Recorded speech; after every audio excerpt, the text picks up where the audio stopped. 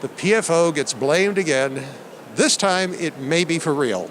That's a title of a commentary by Fred Beauvais. It's in the April 2014 issue of JACC Interventions, and he is discussing this paper, Effect of Catheter-Based PFO Closure on the Occurrence of Arterial Bubbles in Scuba Divers.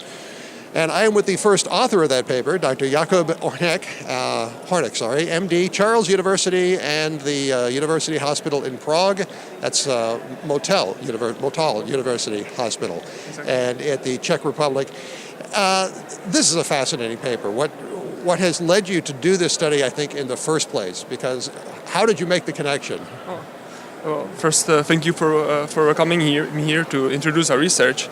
Well, the first place, I'm a diver, and I've been doing it for a long time. And actually, I've been diving with several colleagues and cardiologists, and I think it was the discussion came up when diving that we were trying to figure out a research that would connect the two.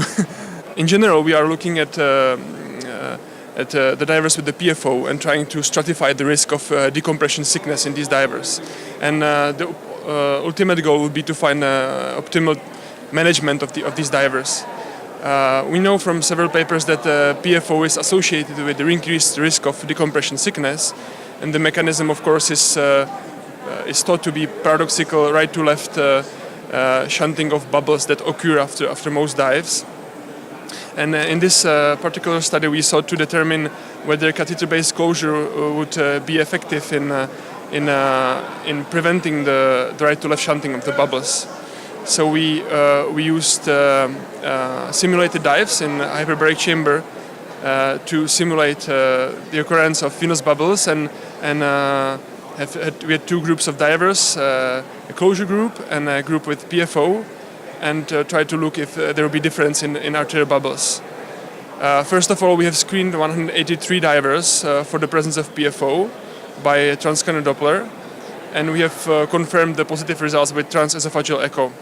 So we had 47 divers with a significant PFO, and 20 of those chose to have their PFO closed by catheter-based closure.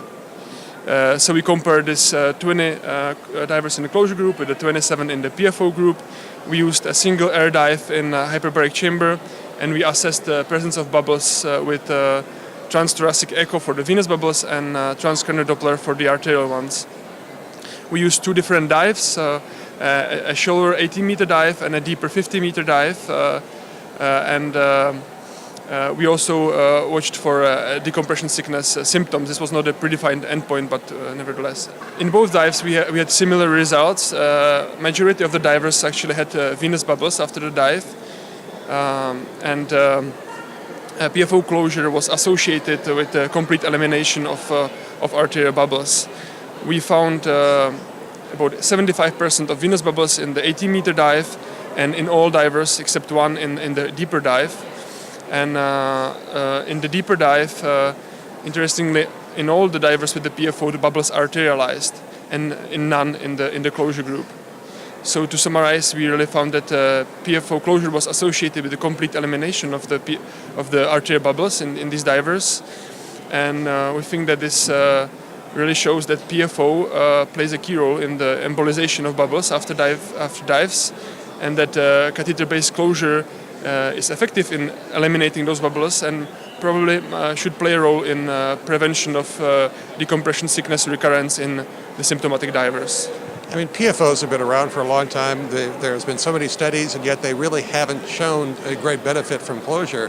But in this particular case, if you have a patient who you knew has a PFO and wants to be a diver or is a diver, this really argues for some sort of intervention to close that up. Yeah, well, I think in diving it's more straightforward, the mechanism, because in stroke, for example, we have several other mechanisms, AFib, exactly, of course, and so on.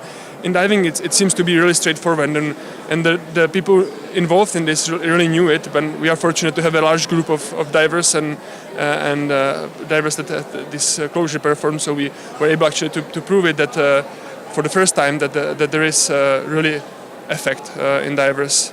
We are now doing several studies that will give us some more clinical answers in a follow-up. So we will see how this works in long term.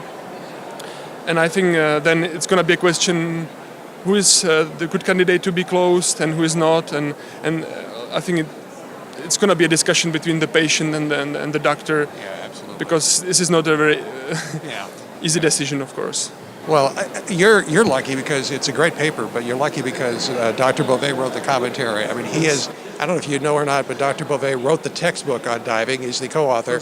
And this is really an excellent opportunity to go see Dr. Beauvais' work as well as this particular study, which is, like Dr. Beauvais says, blaming the PFO once again, but this time it really may be real. So take a look at JAC Interventions. It's in the April 2014 issue for CardioSource World News. I'm Executive Editor Rick McGuire.